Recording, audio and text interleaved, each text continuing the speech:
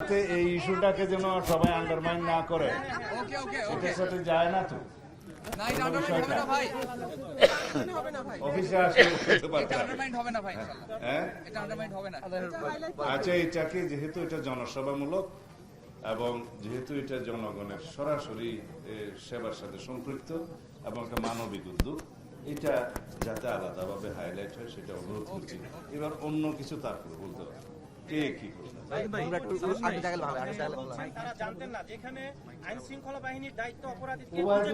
কোনো একটা ইস্যু হলো, আরো গুরুত্বপূর্ণ ইস্যু বলো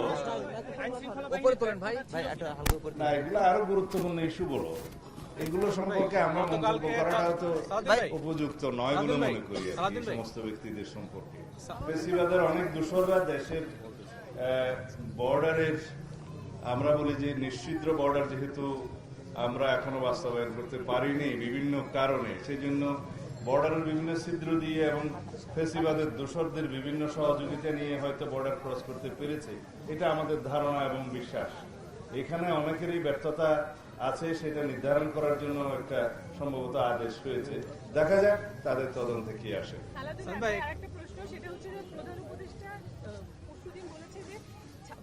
শেষে অথবা 26-এর শুরুতে নির্বাচন হবে। গতকালকেই আবার প্রেসিডেন্ট থেকে বলা হয়েছে যে এটা 26-এর জুন নাগাদ যাবে, মানে একদিন পর পরই ডেট চেঞ্জ হচ্ছে। তা আপনারা কি মনে করছেন যে এটা প্রাথমিক প্রতিক্রিয়া হিসেবে সাভারের জাতীয় স্মৃতিসৌধ থেকে আসার সময় একটা প্রতিক্রিয়া ব্যক্ত করেছিলাম যে নেহায়েত একটি নির্বাচন সম্পর্কিত সময়ের ধারণা দিয়েছেন তিনি।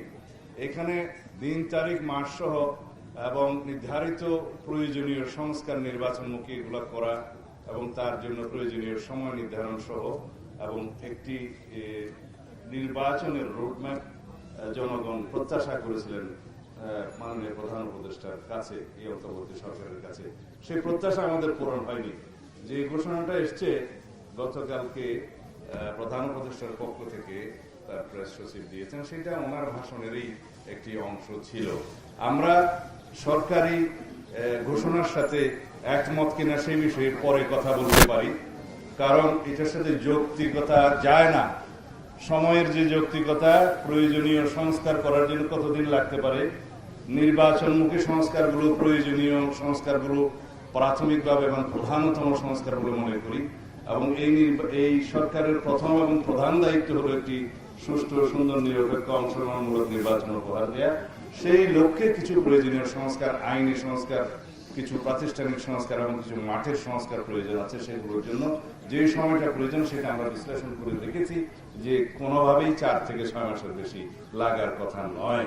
সুতরাং গণতান্ত্রিক যাত্রা পথে যাতে আমরা কোন রকমের কৌশল প্রয়োগ না করি, সেই আহ্বান জানাবো অন্তর্বর্তী সরকারের কাছে। আরেকটা বিষয়, গতকালকে নির্বাচন কমিশনার বলেছেন যে তারা প্রস্তুত ব্যালটে ভোটের জন্য। আরেকটা বিষয় হচ্ছে আদালতও কিন্তু রায় দিয়েছে তত্ত্বাবধায়ক সরকারের যে ব্যবস্থা সেটা পুনর্বহালের ক্ষেত্রে। এই দুইটা বিষয় আপনি কিভাবে দেখছেন? দুইটা সম্পূর্ণ আলাদা বিষয়।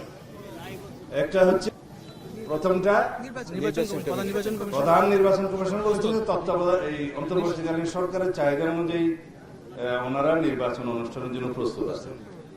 বাস্তবতা হচ্ছে যে প্রতি বছর জানুয়ারির 2 তারিখে অটোমেটিক ভোটার তালিকা আপডেট হয়, খসড়া প্রকাশিত হয় এবং সেই খসড়ার উপরে বিভিন্ন রকমের উজর আপত্তি শুনানির পরে মার্চের 2 তারিখের মধ্যে এটা সম্পূর্ণ হবে এবং সেটা ফাইনাল লিস্ট প্রকাশিত হবে।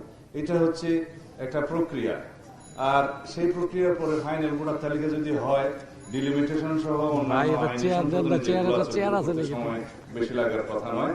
এবং নির্বাচনের প্রস্তুতি বলতে আমরা প্রধানত এগুলোই বুঝি এবং সেই নির্বাচনের প্রস্তুতি সম্পন্ন হতে প্রধান নির্বাচন কমিশন যেটা দিয়েছেন তাতে 3 থেকে 4 মাসের বেশি যৌক্তিক সময় লাগার কথা না। আমার মনে হয় যে